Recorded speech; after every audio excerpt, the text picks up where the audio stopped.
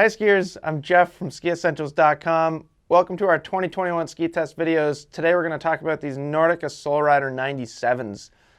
Really fun ski from Nordica, basically blending all mountain performance with park performance. And how do they do that? So let's start with shape. You actually get a lot of camber in the Soul Rider 97. So hopefully you can see in the video. But we get pretty high-rise camber out of this ski, and it's pretty long camber too. You do have rocker tips and tails in this ski, but it's pretty subtle, and you actually don't really see the rocker at all until you decamber the ski. Then you can see a little bit of rise in the tip. So not drastic amounts of rocker in this ski. It's rather subtle. Unlike Enforcer models, there's no early taper in these skis, so the widest part is all the way at the end of the ski. You get a lot of precision out of a shape like that, a lot of responsiveness, and just a really good snow feel out of that long of an effective edge. Construction-wise, no metal in these skis. So if you're familiar with the Enforcers, you probably know that those skis have 2 sheets of metal. These guys use a wood core and carbon fiber. So what do you get out of that combination of design elements? So high-rise camber, wood core, and carbon fiber, that's a recipe for a ton of energy, which is a really good way to think about these skis. They have a lot of pop. They're very snappy when you're in and out of turns. On firm snow, these hold an edge probably better than you would expect.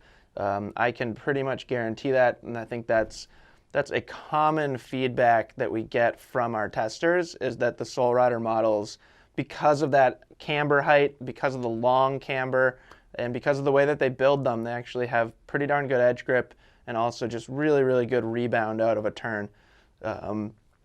Also really fun to take this ski into kind of mixed snow conditions. It's really versatile in the sense that you could ski groomers on it. You could go and hop into the trees, ski some soft snow, ski some off-piste terrain, and you can also use this as a park ski. So Nordica only makes a handful of twin tips total, and the Soul Rider 97 is certainly one of the best if you're planning on doing a little bit of everything, including the terrain park. And that's evident in the 2 recommended mount points in this ski. So Nordica puts a true center mount point on it. So anybody that's going to ski this in the park, if you're skiing backwards a significant amount of your time, you're going to want to go pretty darn close to this true center mark, if not exactly on it. If you're not doing anything like that, if you're just picking up this ski as more of a fun all-mountain ski, maybe a playful tree ski, something like that, you don't really need that switch performance or the balanced swing weight for spins and rail slides and stuff like that. So you can go a little bit further back onto the classic mount spot, and you're going to get better directional performance, less tail behind you. So if you're skiing moguls and trees, less to kind of catch as you're making pivoting or swiveling, smearing turns. So that's it. That's the Soul Rider 97.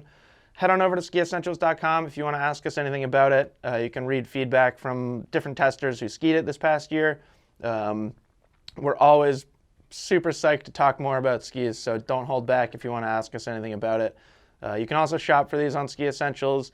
I will add a note that the Soul Riders typically sell out reasonably quickly because Nordica doesn't actually make as many of them as some of their more popular skis.